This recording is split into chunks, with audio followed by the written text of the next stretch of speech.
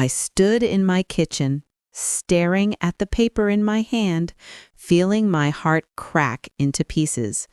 Family betrayal cuts deeper than any knife, especially when it comes from your only child. The certified letter trembled between my fingers, its legal language cold and formal, but the message was clear. My son Darnell was suing me for his father's beach house. I never imagined I have to protect my husband's final gift from our own son. But the paper in my hand proved he'd been lying to me for months. Some mothers keep secrets to spare their children pain. I kept mine to see my son's true character. And now I knew. Also download your ebook titled Suspense and Thriller Stories by clicking the link in the pinned comment. Samuel and I built our life brick by brick over 42 years of marriage. Nothing fancy, nothing quick. He started as a mail carrier and worked his way up to regional postal supervisor. I spent 30 years as a school librarian, shelving books and guiding young minds. We saved every extra penny, clipped coupons, and drove the same cars until they wouldn't run anymore. Our son Darnell was different. Brilliant and charming from the day he was born, with a smile that could melt steel and a way with words that could convince a fish to buy water. That boy could talk his way out of anything, Samuel would say, pride and worry mixing in his voice. My little lawyer. As Darnell grew up, I noticed how easily money slipped through his fingers. In college, his emergency calls became routine. Mama, my car broke down. Mama, the rent's due early. Mama, this investment opportunity won't wait. Samuel would shake his head but reach for his checkbook. Last time, he'd mutter. It never was. When Darnell moved to Atlanta and started his real estate business, he'd visit in rented luxury cars, wearing suits that cost more than our monthly mortgage. He'd talk about deals about to close while eyeing our modest home with calculations I didn't want to see. Y'all should put the house in a trust, he suggested over dinner one night. I could manage it. Make sure everything's protected. Samuel smiled politely, but later that night, he turned to me in bed, his face serious in the darkness. Loretta, promise me something. If I go first, don't hand everything over to him without thinking. Protect what's ours. He means well, but he doesn't understand value yet. I kissed his forehead and promised, never imagining how soon I'd need to keep my word. The morning Samuel died, I woke to silence. No gentle snoring, no warmth beside me, just stillness. I reached for him, found his hand cold, and knew before I even called his name. Heart attack in his sleep. Peaceful, the doctors said. A blessing, the church ladies repeated. But grief isn't peaceful. It's a storm that drowns you while everyone watches from shore. Darnell flew in for the funeral, looking sharp in a black suit I'd never seen before. He hugged me tight at the service, called me Mama in that sweet voice from childhood, but his eyes kept drifting to the house deed on the mantle, to Samuel's watch collection, to the filing cabinet where we kept our papers. 2 days after we buried his father, Darnell sat across from me at breakfast, stirring his coffee with practiced casualness. So, Mama, he began, voice gentle but eye sharp, have you talked to the lawyer yet about the will? Not yet, I replied, my throat tight. There's time. Well, it's just, we should make sure everything's squared away. Daddy would want that. His fingers tapped against the table. I can go with you, help sort through the paperwork. Something in his tone made my skin prickle. Samuel's warning echoed in my mind. A week later, I sat alone in Mr. Caldwell's office. He'd been our family lawyer for 30 years, an older man with kind eyes who'd helped us draft our wills, buy our home, plan for retirement. Loretta, he said gently, cleaning his glasses the way he always did before important news. Samuel left everything to you as expected. The house, savings, pension. It's all yours to manage. I nodded, expecting nothing else. But there's something else. He slid a sealed envelope across his desk. Samuel asked me to give you this privately after his passing. The envelope contained a secret Samuel had kept even from me. Inside was a deed to a property on St. Simon's Island, Georgia, a small but beautiful beach house with a wraparound porch just 2 blocks from the ocean. According to the paperwork, Samuel had purchased it 15 years ago, making small payments from a separate account I never knew about. He wanted to surprise you, Mr. Caldwell explained, his voice soft. He said he planned to retire there with you someday, give you the ocean views you always talked about. Tears blurred my vision as I stared at the photos. The house wasn't large or fancy, but it was perfect. Weathered, blue siding, white trim, a porch swing facing the water. Samuel had even left a note tucked into the deed. For my Loretta, so you'll always have a place where the waves can wash away your worries. All my love, Samuel. I pressed the paper to my chest, feeling a fresh wave of grief and love crash over me. The house is fully paid off, Mr. Caldwell continued. In your name alone. Samuel was very specific about that. That evening, when Darnell asked me about my meeting with the lawyer, I made a split-second decision that would change everything between us. Just the usual, I said, folding my hands in my lap. The house, the savings, everything's in my name now. I didn't mention the beach house. Not a word. His eyes narrowed slightly, searching my face. That's it? Nothing else? That's everything, I said, the first deliberate lie I'd ever told my son. I didn't know then that this silence would become my shield, or that I'd soon be grateful for every word I didn't say. The first time I visited the beach house alone, 3 months after Samuel's funeral, I stood on the porch with keys trembling in my hand. Opening that door felt like stepping into a dream Samuel had crafted just for me. Inside was bare, just basic furniture and white walls waiting for life. Over the next month, I'd drive down every few weekends telling Darnell I was visiting my sister in Savannah. Each trip, I'd bring something small, blue throw pillows that matched the ocean, seashell wind chimes for the porch, framed photos of Samuel and me from happier days. The house became my sanctuary. I'd wake with the sunrise, walk the beach collecting shells, and sit on the porch swing watching pelicans die for fish. For the first time since Samuel died, I could breathe without my chest aching. I could sleep without reaching for his empty side of the bed. Only my best friend Geraldine knew the truth. "Girl, you're glowing," she said after one weekend trip. "That sea air is healing you." Meanwhile, Darnell's calls from Atlanta grew less frequent, but when they came, trouble rode shotgun. His real estate business was experiencing temporary cash flow issues. A development deal had unexpected complications. Investors were getting cold feet in the current market. I listened sympathetically, but kept my checkbook closed. Samuel's warning had taken root in me.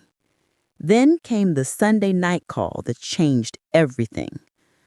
"Mama," Darnell said, his voice tight with stress, "I need to talk to you about something important." "What is it, baby?" "I need $60,000 by Friday." Not, "Can you help me?" Not, "Would it be possible?" His voice on the phone wasn't asking, it was demanding. $60,000, I repeated, my heart racing. "Darnell, I don't have that kind of money just sitting around." "Yes, you do. Daddy's life insurance, his pension payout. I know there's money, Mama."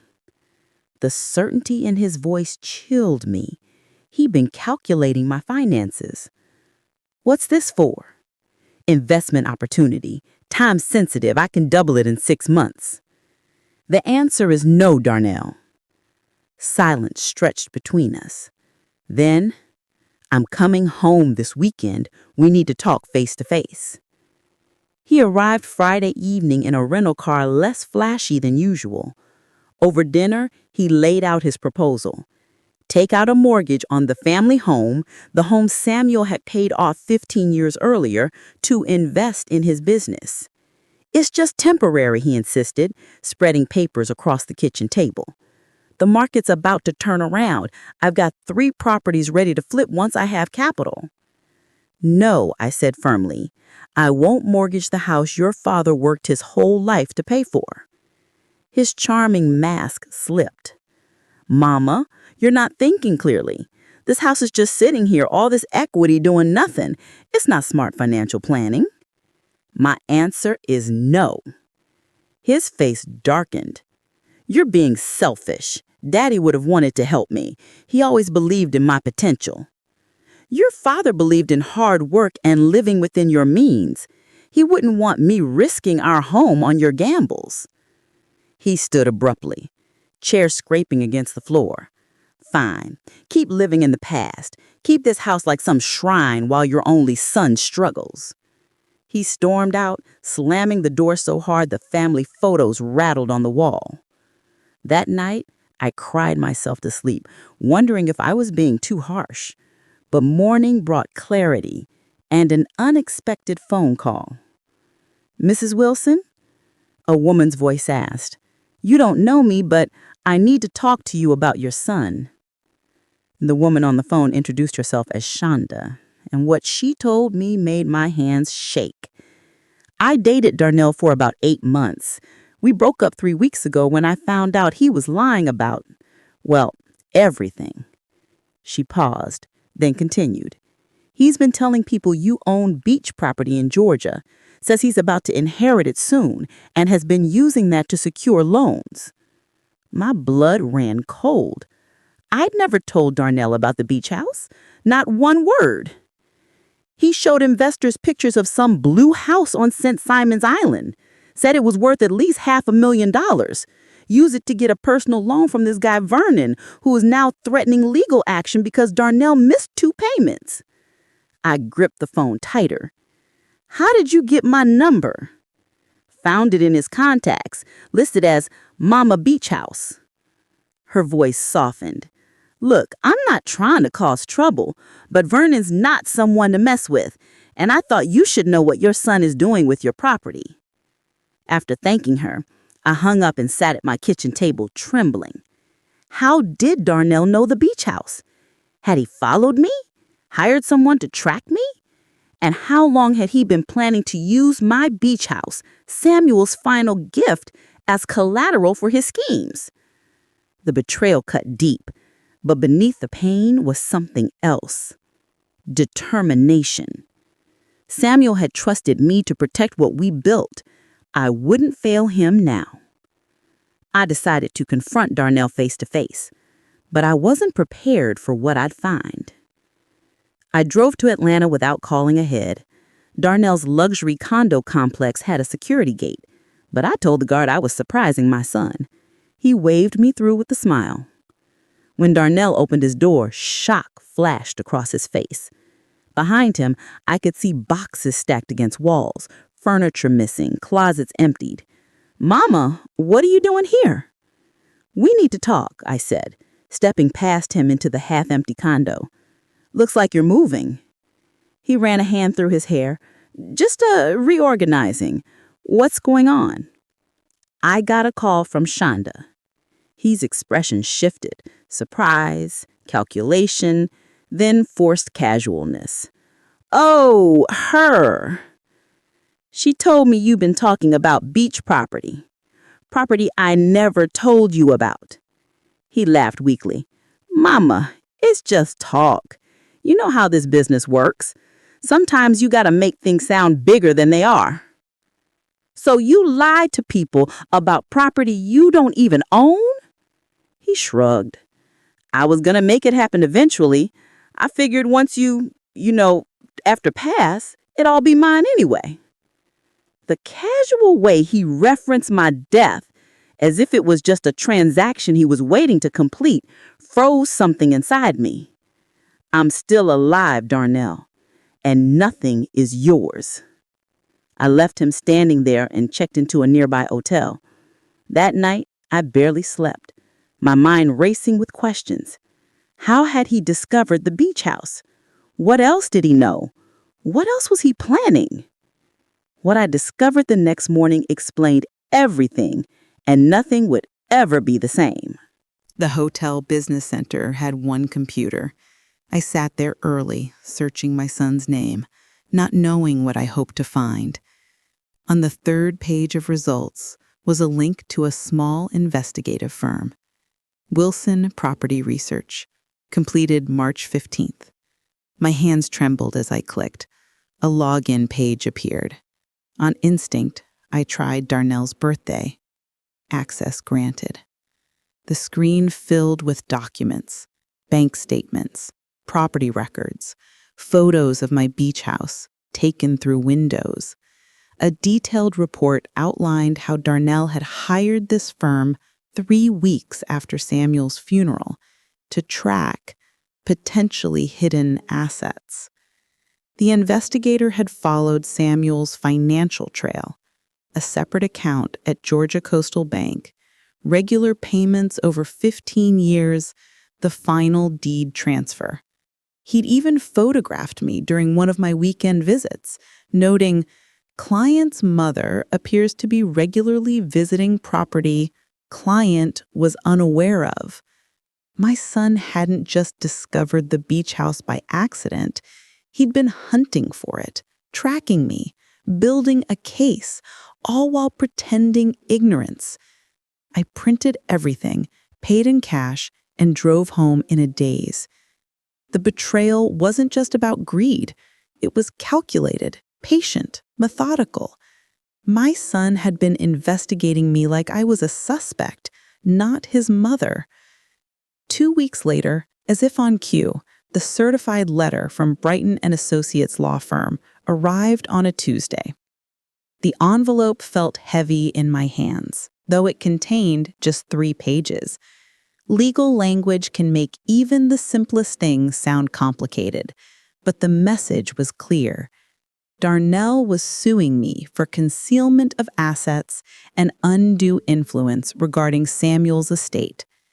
He claimed I had manipulated his father into transferring the beach house solely to me, deliberately concealed its existence after Samuel's death, and exhibited patterns of financial deception inconsistent with sound mental capacity. That last part stung worst of all. My son wasn't just after the beach house. He was suggesting I was mentally unfit. I called Mr. Caldwell immediately. His secretary put me through right away, hearing the panic in my voice. "They're saying I'm crazy, Richard," I said, my voice breaking. "My own son is telling a court I'm not right in the head." "Loretta, listen to me," Mr. Caldwell said firmly. "This is a tactic, nothing more. We have documentation of Samuel's wishes. The property is legally yours. Darnell has no claim." He recommended a litigation attorney, Patricia Odom, who specialized in estate disputes. "She's tough as nails," he assured me. "Won't let them bully you." Word spread quickly in our small community. Some church members rallied around me, bringing casseroles and offering prayers. Others kept their distance, whispering that there must be 2 sides to the story. A few even suggested I should just give Darnell his inheritance to keep peace in the family. My sister Elaine flew in from Chicago, furious on my behalf. "That boy's forgotten who raised him," she fumed. "Samuel would be heartbroken." Patricia Odom took my case immediately. She was a no-nonsense woman in her 50s with a reputation for protecting elderly clients from predatory family members. After reviewing my documents, she looked me straight in the eye and said 4 words that changed everything. "He's been recording you." "What do you mean, recording me?" I asked, my voice barely a whisper. Patricia slid a transcript across her desk. Their filing includes audio recordings from your conversations. They've submitted clips they claim demonstrate your confusion about finances and property. I scanned the pages, recognizing fragments of conversations with Darnell over the past year, moments when I'd been tired or emotional, sentences taken out of context. "This one," Patricia pointed, "from last Christmas. You said, 'I can't keep track of all these accounts anymore.' They're using that to suggest cognitive decline." "I was talking about my email accounts," I protested. "Darnell had just set up a new one for me because my old one was hacked." "I know," she said gently, "but they've edited these recordings to remove context. They're painting a picture of a confused widow who doesn't understand her finances." The violation was breathtaking. My son had been secretly recording our private conversations, planning to use my words against me, twisting moments of vulnerability into weapons. "When did he start doing this?" I asked. "Based on the timestamps, shortly after Samuel's funeral. While I was still wearing black, still crying myself to sleep, my son had already been gathering ammunition against me." Patricia squeezed my hand. "Loretta, I need to ask you something important. Is there anything else Darnell might know? Anything he could use?" I thought about my visits to the beach house, my private grief, my conversations with Geraldine. How much of my life had become evidence in my son's case against me? "I don't know," I admitted. "I don't know my son anymore." When we walked into that courtroom, I saw not my son, but a stranger wearing his face. The preliminary hearing was set for a Thursday morning. I wore my navy blue dress, the one Samuel always said made me look distinguished. Darnell came in a tailored suit, flanked by two attorneys who looked expensive. He wouldn't meet my eyes. His lead lawyer, a sharp-featured man named Harrington, painted me as a grieving widow whose judgment had been compromised. He played audio clips of me sounding tired or emotional, described my secretive trips to Georgia, and suggested I had hidden assets from my only child out of confusion and paranoia. "Mrs. Wilson has exhibited classic signs of cognitive decline," Harrington told the judge. "Secrecy, paranoia, financial irregularities. Her late husband clearly intended for family property to benefit their son eventually, but she has concealed significant assets." When Patricia rose to speak, her calm voice filled the courtroom. "Your Honor, what we're seeing today is a transparent attempt to bully an independent widow out of property that is legally hers. The beach house was purchased by Samuel Wilson as a gift for his wife, a fact documented in his own handwriting." She presented Samuel's note, the deed in my name, and Mr. Caldwell's affidavit confirming Samuel's explicit wishes. "As for these selective recordings, they represent a profound breach of trust, not evidence of mental decline. Mrs. Wilson scored perfectly on the cognitive assessment we've submitted to the court.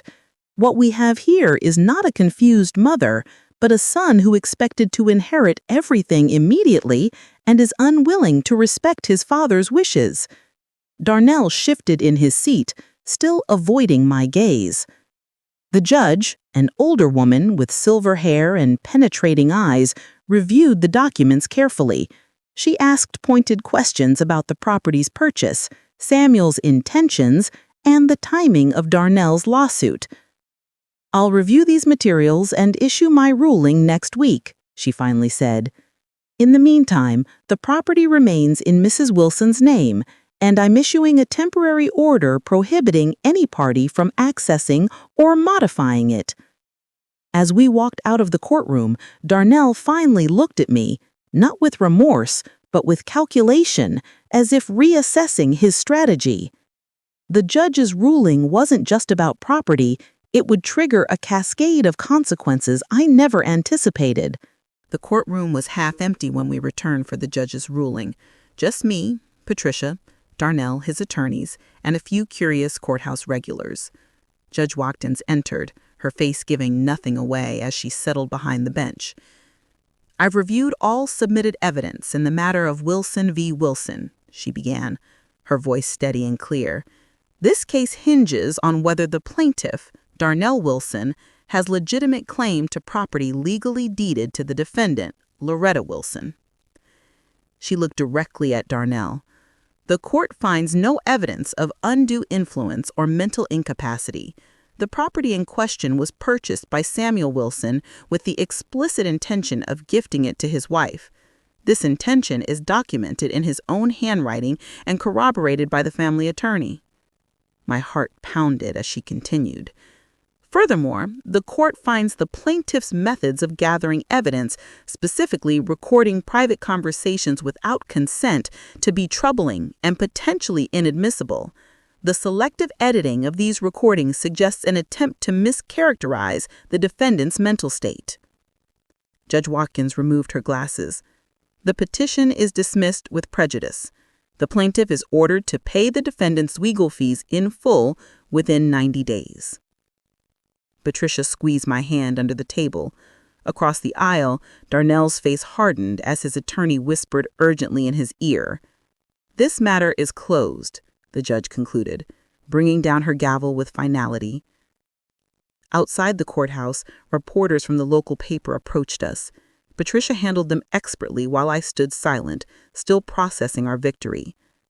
As we walked to the car, my phone buzzed with a text, not from Darnell, but from Vernon, the investor Shonda had mentioned. The text from his business partner revealed just how far Darnell had fallen. "Your son owes Vernon $85K. Beach house deal fell through. He's not answering calls. This your problem now?" The ripples from our court battle spread quickly through Darnell's professional world. In real estate, especially in a market like Atlanta, reputation is currency, and my son's currency was suddenly worthless. I heard pieces from mutual connections, how the lawsuit became public knowledge among his investors, how the story morphed from son seeking rightful inheritance to man sues elderly mother over a beach house, and how his business partners began distancing themselves, concerned about his judgment and ethics. "Nobody wants to work with someone who'd record their own mother," Geraldine reported, after talking to her nephew who worked in Atlanta real estate. "They figure if he'd do that to you, what would they do to them?" 3 months after the ruling, Darnell's luxury condo went into foreclosure. A month later, his Mercedes was repossessed. His social media accounts, once filled with photos of networking events and success quotes, went silent. I sent him a text. "Are you okay?" No response. I called twice, straight to voicemail. Part of me felt vindicated. He tried to take everything from me and lost everything instead. But another part, the mother who'd held him as a baby, ached at his downfall. I continued my quiet life, splitting time between our family home and the beach house. I joined a book club on St. Island's Island, made friends with neighbors, planted a small garden of salt-tolerant flowers. The ocean became my confidant, its constant rhythm soothing my lingering grief for both Samuel and the son I thought I knew. Then, 18 months after the court case, I heard footsteps on my beach house porch. It was a Tuesday evening in October. I just finished watering my potted plants when I heard the creak of wood outside. Through the window, I saw him, thinner, his clothes simple instead of flashy, a single suitcase by his feet. When I opened the door, Darnell didn't speak immediately. His eyes held something I hadn't seen in years, humility. "Mama," he finally said, his voice rough, "I got nowhere else to go." I studied my son's face, the dark circles under his eyes, the new lines around his mouth, the proud shoulders now slightly stooped. Part of me wanted to slam the door, to protect myself from another betrayal. But another part remembered rocking him to sleep, teaching him to read, bandaging scraped knees. "You can stay in the guest room, but there are conditions," I said finally. He nodded, accepting without argument. The conditions were simple but firm. He would contribute, cooking, cleaning, yard work. He would respect my privacy and my ownership of the house. He would find local work, any work, and pay a small rent. And most importantly, He would never again feel entitled to what wasn't his. "I understand," he said quietly, following me to the small back red room with its twin bed and simple dresser. That first month was awkward, our conversations stilted and careful. He found work at a local hardware store, coming home with paint-splattered hands and a humbler perspective. He cooked dinner 3 nights a week, simple meals that gradually improved as he learned. He fixed the loose boards on the deck without being asked. Small steps, tiny rebuildings of trust. 3 months into his stay, I found him sitting alone on the beach at 5 a.m., holding something in his hands. The sky was just beginning to lighten as I walked across the cool sand. Darnell didn't hear me approach, lost in thought as he turned an object over in his palms. Drawing closer, I recognized Samuel's old pocket watch, the one he'd carried for 30 years, its gold case worn smooth from handling. "Your father loved that watch," I said softly. Darnell startled, then relaxed when he saw me. "I know. He offered it to me once for my college graduation. I told him it was old-fashioned." His voice cracked. I was such an idiot. I sat beside him on the sand, pulling my robe tighter against the morning chill. "You found it in that box of his things you brought," Darnell continued. "It still works, still keeps perfect time." He opened the case, revealing the inscription inside. "Time passes, love remains." "Mama," he said, his eyes filling with tears, "I'm so ashamed of what I did to you, of what I became." His shoulders began to shake. "Daddy would be so disappointed in me." I put my arm around him, my first real touch of affection since he'd arrived. "Your father believed in redemption, Darnell. He believed people could change." "I don't know if I can fix what I broke," he whispered. "You can't change the past, but every day is a new choice." We sat in silence as the sun rose over the Atlantic, painting the water gold and pink. Something shifted between us that morning. Not forgiveness exactly, not yet, but the possibility of it. A door cracked open that had been sealed shut. After that, Darnell began to change in small but meaningful ways. He listened more than he spoke. He asked about Samuel's life, stories he'd never bothered to hear before. He started attending the local church, not networking for contacts, but quietly seeking guidance. The question had been burning inside me for years, and I finally asked it over dinner. "Why wasn't it enough?" I said one evening as we ate on the porch. "Everything your father and I gave you, everything we taught you, why did you feel entitled to more?" Darnell set down his fork, considering the question with a seriousness I hadn't seen in him before. "It's not a simple answer," he began slowly. "Part of it was the world I got caught up in. Luxury real estate, status symbols, keeping up appearances. I was surrounded by people with family money, trust funds, connections. I felt less than." He looked out toward the darkening ocean. "But that's just an excuse. The truth is, I never learned to value what I had. I was always chasing the next thing, the bigger deal. And somewhere along the way, I started seeing you and Dad as resources, not people, not the parents who sacrificed everything for me. We weren't perfect parents, I admitted. No, but you were good ones. I was the one who got twisted." I met his eyes directly. "I was drowning in debt, Mama. Had been for years. Keeping up the image, the car, the condo, it was all smoke and mirrors. When Dad died, I saw a way out, not just financially, but a way to be the success I pretended to be. At my expense. Yes. No excuses, no justifications, just truth. I convinced myself you wouldn't need the beach house, that Dad would have wanted me to have it, but that was a lie I told myself. It was the first honest conversation we'd had in years. Painful, but cleansing. Like lancing a wound to let the poison out. What he didn't know was that I'd made a decision months ago about the beach house's future. One evening as summer turned to fall, I invited Darnell to sit with me on the porch swing. The air was cooling, and monarch butterflies were beginning their migration south, occasionally fluttering through the yard on their journey. "I want to talk to you about this house," I began. His body tensed slightly. "I'm not asking for it, Mama. I know it's yours." "That's right. It is mine," I agreed. "Samuel gave it to me, not to you. But I want you to understand why."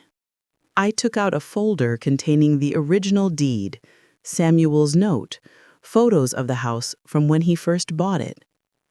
This house isn't just property, Darnell. It's not just an asset on a balance sheet. It's a legacy, a physical representation of your father's love and foresight. He worked extra shifts for 15 years to make those payments, never telling me, never complaining. Darnell's eyes lowered in shame. "When you saw this house, you saw dollar signs, a commodity to leverage. But your father saw sanctuary. He saw a place where I could heal after he was gone, where our family could gather, where memories could be made." I took his hand, surprising us both. "Someday, this house will be yours, but only when you understand that ownership isn't about possession. It's about stewardship, about protecting something precious, not exploiting it." "I don't deserve it," he whispered. "It's not about deserving," I replied. "It's about honoring. Can you honor your father's intention for this place? Can you be a steward, not just an owner?" He looked around at the modest house, seeing it with new eyes, not calculating its market value, but absorbing its true worth. "I think I'm learning how," he said finally. 2 years after he arrived, something happened that proved people really can change. Darnell had worked his way up from the hardware store to a position with a local property management company. Nothing flashy, just honest work helping maintain vacation rentals. One evening he came home excited about something for the first time in years. "Mama, I need to tell you about Mrs. Gladwell," he said, sitting across from me at the kitchen table. He explained how this elderly client had nearly been scammed by her nephew into signing over her beach cottage. He told her it was just estate planning, but I recognized what he was doing because it's what I tried to do to you. Darnell helped Mrs. Gladwell understand the documents, connected her with an honest attorney, and prevented the transfer. Her face when she realized what was happening, Mama, it was like looking at you in that courtroom. I never want to be the cause of that pain again. That incident sparked something in him. He began offering free consultations to senior citizens about property protection. He created simple guides explaining common scams, and he even started speaking at the senior center about protecting your assets from predatory relatives, using himself as the cautionary tale. "I can't undo what I did," told me, "but maybe I can stop others from making my mistakes." His new purpose wasn't glamorous or lucrative, but it was honest, helpful, and redemptive. The son who had once tried to take everything from me was now helping others protect what was theirs. Last week, while cleaning Samuel's old desk, I found something that brought me to my knees. It was a sealed envelope tucked into the back of a drawer, addressed to me in Samuel's handwriting with a note, "For after I'm gone, when you need it most." Inside was a letter dated just 3 months before his death. "My dearest Loretta, if you're reading this, I'm no longer by your side. I hope you found comfort in the beach house, our secret place that I've been so excited to share with you someday. I've watched our son become a man who measures worth in dollars rather than deeds. It breaks my heart, but I haven't given up hope for him. Sometimes people need to lose their way before they can find a better path. The beach house is yours, completely and without condition. But I have a dream that someday it might become a place of healing, not just for you, but perhaps for Darnell too, when he's ready, to understand what really matters. Don't give it to him until he sees it as more than property. Don't give it to him until he values legacy over luxury. And if that day never comes, know that you've done right by keeping it safe. All my love for all my days and beyond, Samuel. I read the letter to Darnell that evening on the porch. When I finished, we sat in silence, listening to the waves and the wind chimes. He knew. He knew what I might do, and he still believed I could change.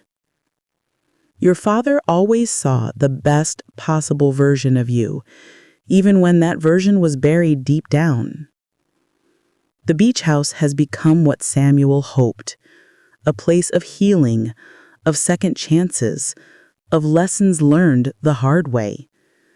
Darnell lives in a small apartment nearby now, coming for Sunday dinners and helping maintain the property without expectation. Sometimes silence protects what matters most. By keeping quiet about the beach house all those years ago, I gave my son the space to reveal his true character and eventually the opportunity to rebuild it. Family isn't about what you're owed. It's about what you build together, what you protect for each other, and sometimes what you're wise enough to keep safe until the right time. Samuel knew that all along, and now, finally, so does our son. Lastly, download your ebook titled Suspense and Thriller Stories by clicking the link in the pinned comment.